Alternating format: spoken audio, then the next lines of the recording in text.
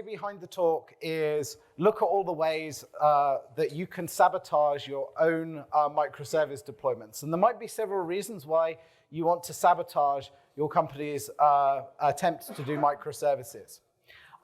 You could be, and apparently some of you are, managers. And it could be that you see microservices as having an existential threat to your fiefdom.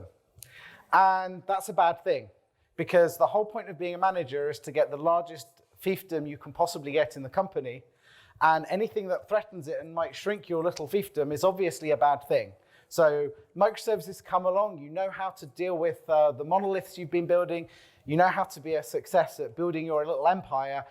Somebody else coming along, like stealing from you, is obviously a threat, so you have to sabotage it. Okay?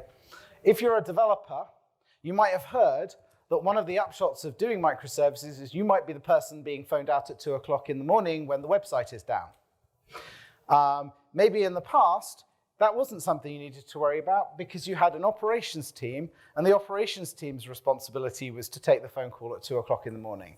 So that might be a reason why you want to sabotage it. And the third reason you want to sabotage it is because it's new and it's different and it's a little bit scary, and you've been doing monoliths for, I don't know, how many people here have been developing in Java for 25 years? Okay, a few people. 15 years. Okay, 5 years. Okay, so you're probably in the wrong place because you're not here long enough to have really been bedded in as a monolith developer. But everyone who's been like for 25, 15 years, you know what your job is, you know what you're doing, and this is new and scary and different. And quite frankly, if it's a choice between spending your nights reading up about microservices and reading a story to your kids, who wants to stand up and ignore their kids and be reading about microservices? I mean, Actually, maybe you hate your kids. The one thing I would say is if you're going to sabotage, you want to take this to heart. Failure is good, and you want to fail fast. The last thing you want to do is find yourself doing microservices and 5 years down the line having failed, because you'll have been doing microservices for 5 years by the time you failed, and you can go back to the old tried and tested scheme of doing your microservices. So you should always remember that your goal, your aim here is to fail. So unfortunately, a load of you people didn't get the message, and apparently you're doing microservices. So how many people are doing monoliths? Okay, so this is more for you, which unfortunately it turns out is like a minority. So your first step in trying to cause a failure is to think, I'm just going to take my monolith and put it in a container. My executive who said you should do microservices, they don't really necessarily know what microservices mean. So if you can convince them what it means is put it in a Docker container and run it in a Kubernetes platform, brilliant, because there's tons of ways of failing right there. Okay? It's like, if you've got an application or if your service takes 30 minutes to start, and I'm not going to ask people how many people have not seen monoliths that take 30 minutes to start. I'm hoping I'd be the only person to put my hand up. I'm terrified I would not. If you put it in a container, how many people here think it's still going to take 30 seconds? It's going to start taking 30 seconds to start? Oh, seriously? I've actually had this conversation with people who are shocked that when they take the 30-minute-long application and they put it in a container, it is not suddenly magically faster to start. So, when you're putting things in containers, you really need to think carefully about how you put things in containers. So, containers provide a lot of benefits, but there are some costs. Costs are relatively well known and described, but the benefits, people quite often miss out on the benefits. And this is what you need to exploit. So, first thing you should try if you're moving into containers is, let's assume you're running in an application server. It might not be an application server, but let's assume that it is. You can use somebody else's Docker container as your base. Now, if you're trying to be good and you're trying to really honestly do this properly, you're going to build your own container based on their container. But that might make you successful. So my suggestion is the first thing you should do is actually to say, I'm going to take the container from my vendor and I'm going to run it. And my application and my configuration, I'm just going to stick in a persistent volume somewhere. This is a really simple first approach because it's very similar to what people are used to doing with a VM. Now, instead of you using yum or apt-get or a Windows installer to install software, you're using Docker or a Docker-type runtime. But your applications get rolled out and your configuration is managed using all of your existing processes. This is familiar to you, it's less dangerous for you, but you get absolutely no real benefit out of running in containers. Because one of the benefits of containers is it makes it very easy for you to roll out application updates. Yeah, now apparently I can much more easily roll out an update to the vendor software, but I'm probably only doing that once every 3 years anyway, so it's not really a massive benefit. So people might spot that as an obvious attempt to completely destroy any confidence and faith in this approach. So if they do, you fall back onto the next thing. So containers are built up of a whole load of layers. And one of the nice things about layers is if you get it right and you already have the layers on the target machine to run, then all that's going to be uploaded is the layer that's changed. So that means that what people who are successful will be aiming to do is to try and get the right balance between the things that are changing most frequently being closest to the top and the things that are changing least often being pushed to the bottom and ensuring some level of sharing. You don't want that, okay?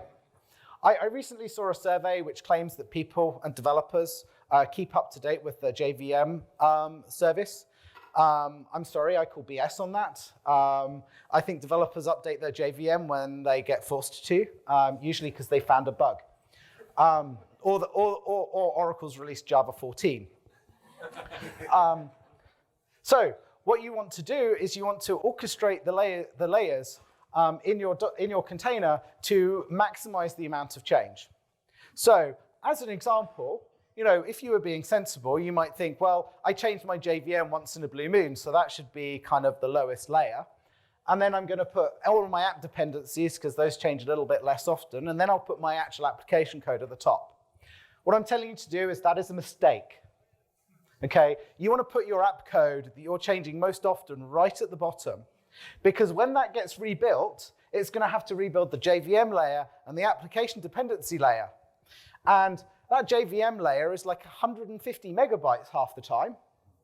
That's like 150 megabytes of data you're transferring across your network that you don't need to.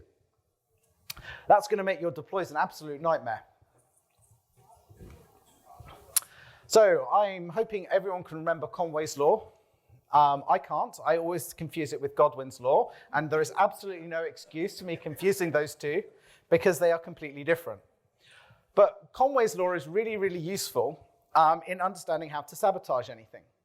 Because what Conway's Law says is when you build your software architecture follows your organization structure. So usually, if you want to go from successfully building monoliths and running them to successfully building and running microservices, one of the things you really need to look at, or if you want to sabotage it, fail to look at, is your organizational structure. And the thing you really want to absolutely make sure that you do not fall into the trap of is building multidisciplinary teams. Now, you might look at this chart and say, well, I don't quite agree with all of those multidisciplinary things, but the point is you want people who are able to pull a different set of skills together to make yourself successful. You don't want that. And in fact, the really good thing about resisting this is organizational inertia is really, really hard to overcome. It comes back down to that thing I said earlier. Managers absolutely love to have their own fiefdom, and they don't like anything that threatens their fiefdom.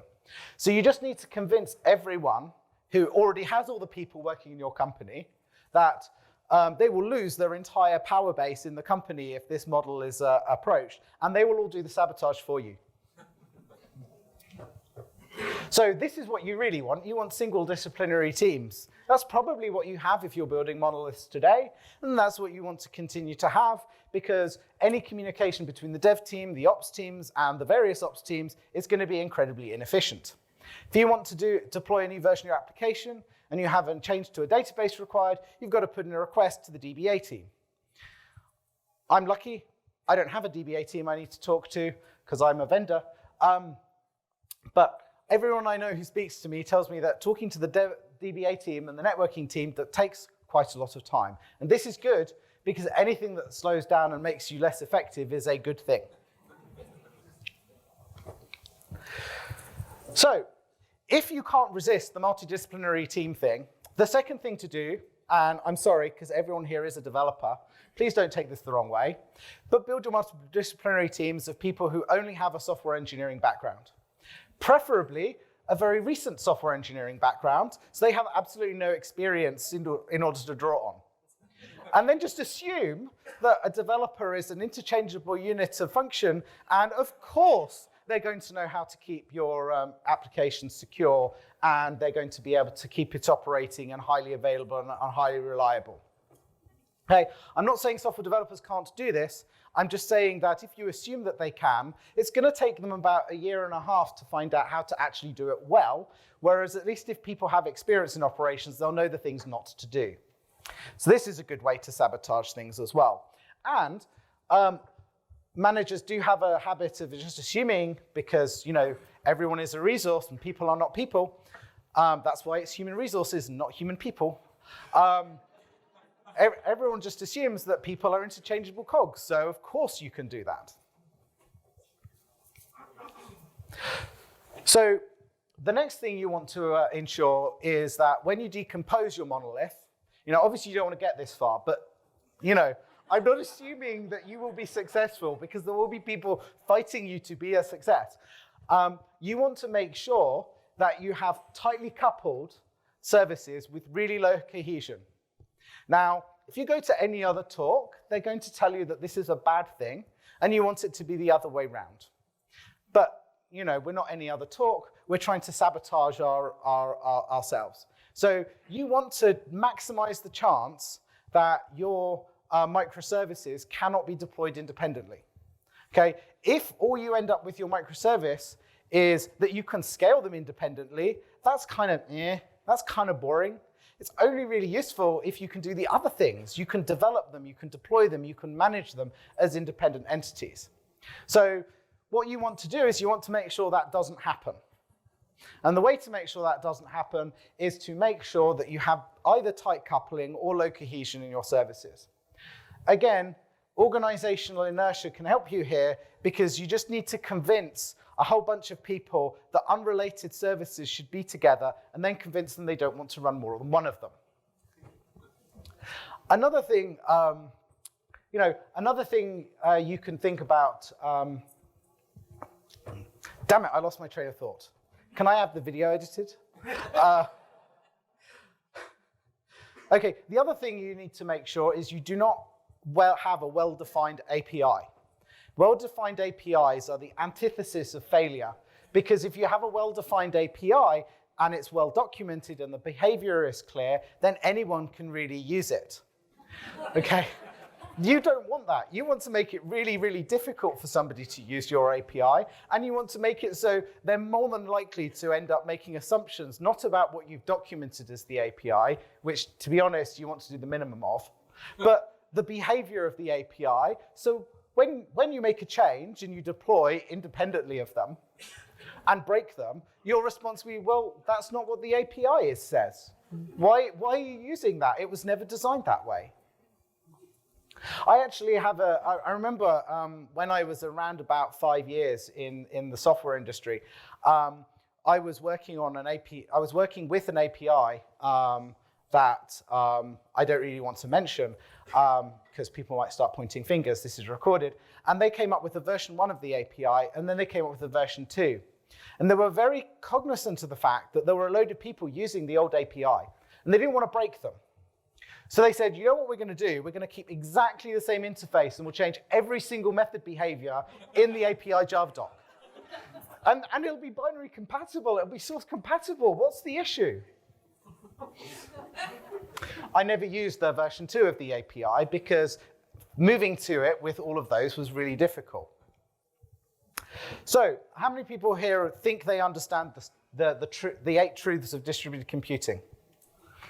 Okay, right. So, some people will tell you that these are fallacies, but if you're aiming for failure, these are absolute truths you want to engender in people. Okay? You want to assume that the network is reliable. There will never be a network failure. You do not need to worry about the person you are calling suddenly not being available. If you start worrying about those things, then you might actually turn this into a success. Latency is 0. Okay? You put something on the network, it arrives at the other side immediately. Right? This is something you can rely on in a monolith because, hey, a method call is relatively low latency, right? But network calls, you just need to assume that they don't have cost. You also want to assume that bandwidth is infinite. And, I was actually, talking to somebody the other day, and they were talking about serializing a whole load of state on every single HTTP request because I'm not actually sure. But it's obviously bandwidth is infinite, so it's not a problem. And latency is 0, so it's not a problem. You can just send all of that data every single time. The network is secure. Making a network call is just as well. Are you telling me you don't control your network? I mean, who's on your network other than your employees? They can be trusted. They're never going to turn around and stab you in the. Oh, I just remembered what presentation I'm giving. Topology doesn't change. So go ahead, hard code URLs into your application. Okay. That's going to be a winner because no one is ever going to change an IP address or a host name. I'm going to skip over one administrator. Oh yeah, transport cost is 0. It's like how many people have ever been charged an overage on a mobile phone network? It's like, I'm glad no one puts their hand up because obviously data is free. You don't have to pay extra for putting more data across the network at all. So, remember those and engender them and make sure your APIs are making use of all of those truths. The next thing is test. So I found this quote. I don't know who said it, but I like it. The purpose of testing is to give confidence in the software. And this is absolutely true. I mean, how many people think test is a bad idea? Good, no one. Oh, one person, I'm assuming that, test is a good idea. I'm not going to tell you that test is a good idea. It's not a good idea. But you can exploit testing to look like you're doing the right thing whilst guaranteeing that nothing will ever work. So, how many people love unit tests? Okay, you're going to hate me because I'm about to diss on unit tests. Doesn't mean I don't believe in unit tests, but, there is a limit to their value. Okay, there is absolutely no value in getting 100% code coverage on your unit tests.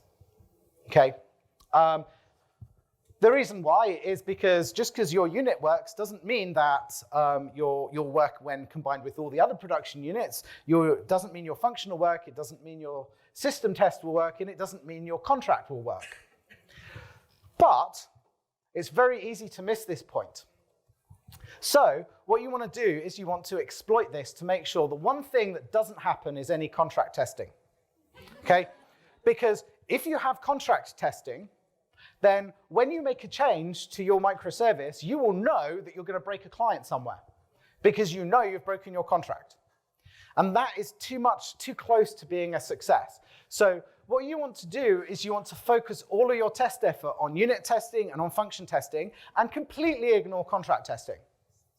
Okay? And maybe you're not successful. Maybe there is someone out there who says, yes, we need to do contract testing. Okay?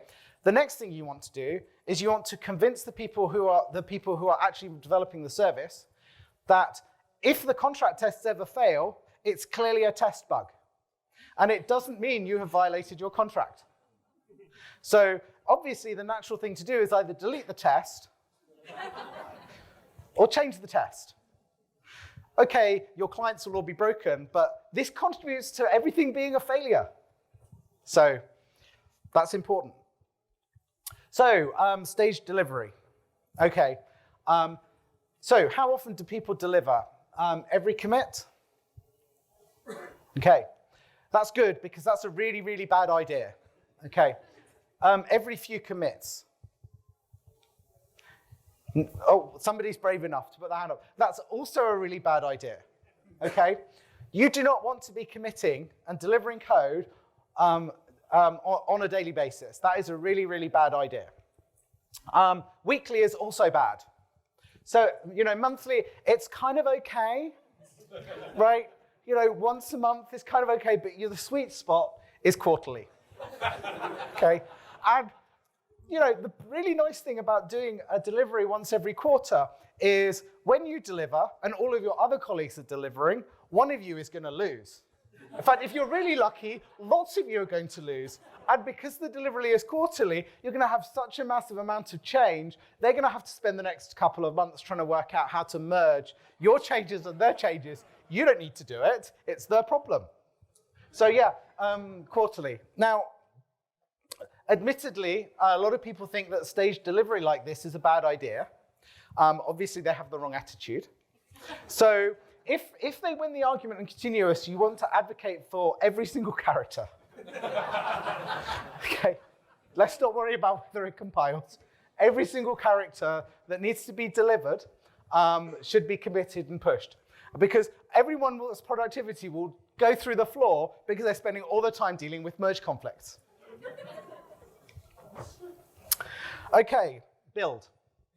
So, how many people have heard the incorrect adage, if it's painful, do it lots? Okay, it's not true. This one is from a Victorian. He said, if it hurts, don't do it again. Okay, why on earth would you put yourself through the pain on a regular basis? Keeping a build reliable, running builds, it's difficult and it's painful. Why on earth would you do that on a regular basis? It's like, don't do that.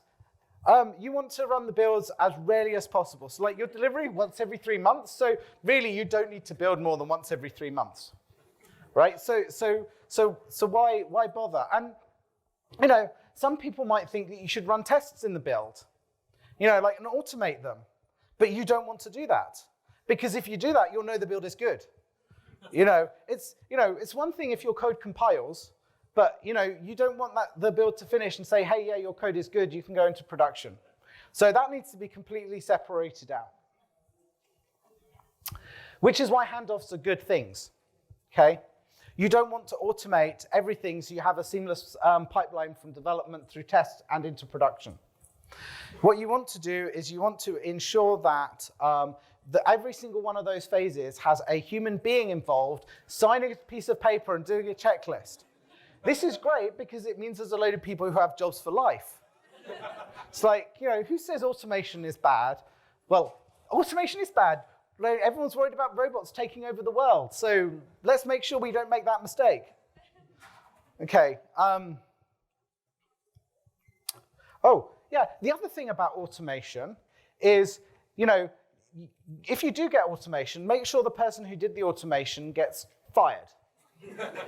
Okay? Because I guarantee you, the only person who understands how the build and automation works is the person who created it. It's like everyone else just knows how to run the command line. So when it's broken, nobody will be able to fix it. So get rid of them. Next thing, release heroes. These are the people who basically, they do fantastic, amazing jobs. You're trying to get a release out, everything's up to the wire, things are not going well, and they work evenings and weekends in order to get everything fixed. Generally speaking, the best release heroes are the ones that cause all the problems that mean it isn't seamlessly going in. I guess if you're trying to fail, that would be you. But make sure they're recognized and rewarded, right? If they're recognized and rewarded, then other people will think that's behavior to emulate.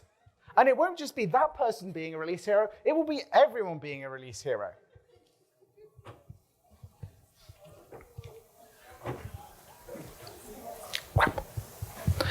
So, cost. So one of the reasons people move to cloud environments is for cost. And what they want to do is they want to manage and have cost be more predictable. because of course someone else's computer is cheaper than your own computer. So what you need to do is you need to make sure that you don't make mistakes that help you manage the cost and keep the cost low. So for example, one of the promises of Kubernetes is that you get better utilization out of your compute capacity because you can run more containers, and if you've got some containers that don't need all the capacity and others that do, you've got flexibility. So you want to make sure that that isn't possible in your environment. Okay, so if you're running Kubernetes, make sure every microservice has their own Kubernetes environment that's completely distinct from everyone else's. Okay, this is kind of a crucial for making sure that the costs go up. Okay, I actually see the bills for a Kubernetes cluster that our team run. We have one application deployed into it, and it's about 2% utilized. This is a good thing. It should be rolled out. Whatever you do, do not think, oh, it's only 2% utilized. I'm just going to put yet more app microservices into that same environment. You need that extra 98% of a resource just in case, right? Just in case something goes wrong, it needs to be available because your microservice is really important. You can't possibly run out of compute capacity. Another idea is logging. So don't try doing something sensible like centralizing your logs. Okay. Instead, what you want to do is you want to use persistent storage associated with every VM or container. You want to make sure you have plenty of it, and you want to be really verbose in your logging. Okay. You might need that logging data someday. I mean, you won't be able to find it, but you might need it. It might have useful information in it. But you know what costs money on clouds? Storage. So if every single one of your applications is about, let's be generous, 0.5 gigabyte, but you have 2 terabytes worth of logging for each container, that's a lot of money. And eventually the business will come around and go, well, microservices is clearly a failure because it's costing us way too much.